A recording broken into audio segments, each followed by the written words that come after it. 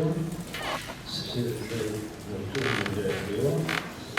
C'est pendant cette campagne électorale des européennes, c'est une élection qui n'est pas une des élections qui mobilise beaucoup.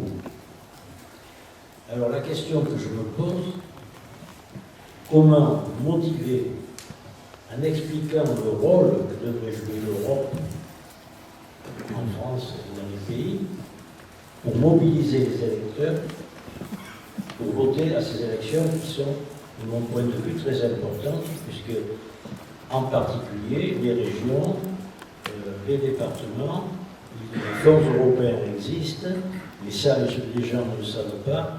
Donc, la question que je pose, c'est comment motiver les électeurs pour participer et aller voter aux élections européennes. À mon tour. Bonjour à toutes et tous, c'est un plaisir d'être ici. Je ne vais pas refaire le tour de salutation qu'a pu faire Fabien, mais je tenais à vous saluer également.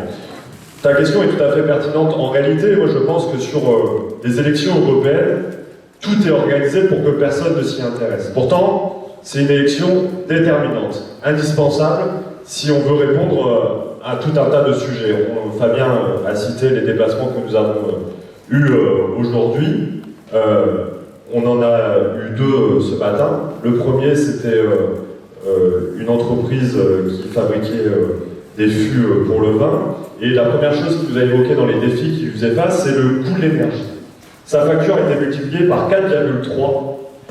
Et ça, c'est une conséquence directe du marché spéculatif de l'énergie qui est organisé à l'échelle européenne, qui concrètement aujourd'hui revend notre électricité au prix du gaz et du charbon. Or, en France, nous avons un des meilleurs systèmes énergétiques, de production énergétique, qui à bas coût, on produit notre électricité entre 50 et 70 euros le mégawattheure grâce à notre parc nucléaire, mais on le revend aujourd'hui à nos entreprises, à nos collectivités territoriales et à nos ménages, près de 600 euros le mégawattheure parfois. Et donc ça, c'est une conséquence très concrète d'une politique qui est menée à l'échelle européenne et qui a pour conséquence l'explosion des factures pour les collectivités comme pour les entreprises et comme pour les ménages. Et donc aujourd'hui, si on veut permettre à ce qu'il y ait une meilleure participation, si on veut faire voter lors de cette élection européenne, c'est important de parler du quotidien des gens, de parler du concret des gens.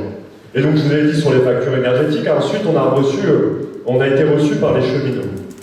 Et les cheminots, ils nous parlaient des problèmes de la liaison entre Paris, Orléans, Toulouse, qui passe évidemment par Brive-la-Gaillarde, et la nécessité d'investir dans le transport ferroviaire.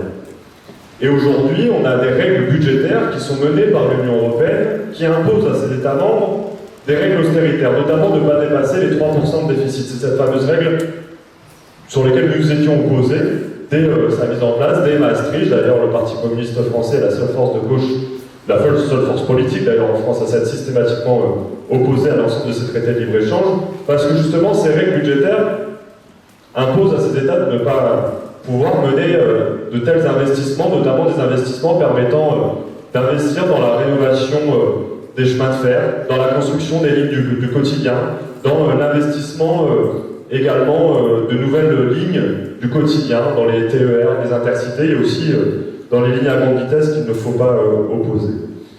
Et donc aujourd'hui, l'Europe a des conséquences très concrètes sur notre quotidien, et c'est à nous, et en tout cas vous pouvez compter sur moi, pour faire le lien entre ce qui se passe, l'augmentation du coût de la vie, le recul de nos services publics, l'impératif environnemental aussi qui vient d'être cité, et les politiques qui sont menées par l'Union européenne. Et sur l'environnement, Fabien en parlait, et moi je veux qu'on en fasse un sujet prioritaire durant cette campagne européenne. Fabien l'a dit, c'est maintenant que ça joue. On a 2, 3, 4 ans aujourd'hui d'investissement que nous devons mettre en place pour permettre de répondre à l'impératif environnemental et permettre à ce qu'on puisse atteindre cette fameuse neutralité carbone en 2050.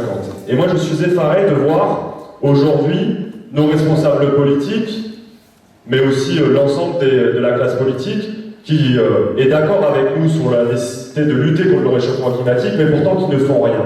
Et d'ailleurs certains même qui se félicitent de voir des entreprises et des usines délocalisées.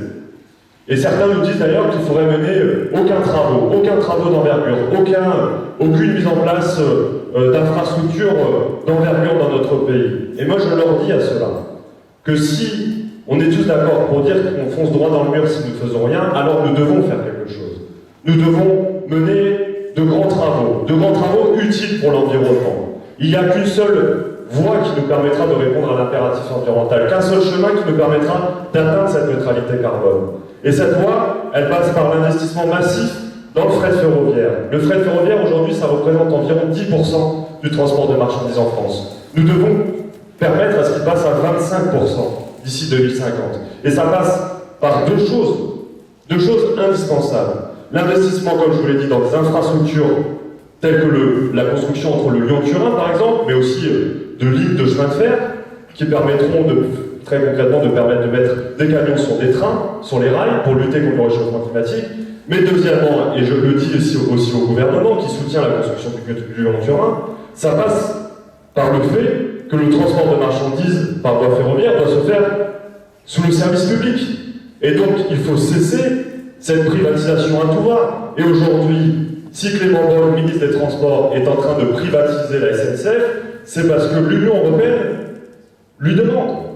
Et donc nous devons revoir de fond en comble la politique européenne. Une politique européenne qui permet, comme je vous l'ai dit, d'agir pour le pouvoir d'achat, d'agir pour la réindustrialisation de notre pays, d'agir pour la souveraineté alimentaire, d'agir pour lutter contre le réchauffement climatique et enfin pour les services publics. C'est la voie que nous porterons, c'est le combat que nous mènerons et je suis persuadé que grâce à ce projet, nous arriverons à faire notre retour au Parlement européen et nous obtiendrons des victoires une fois à Bruxelles et à Strasbourg. Je vous remercie.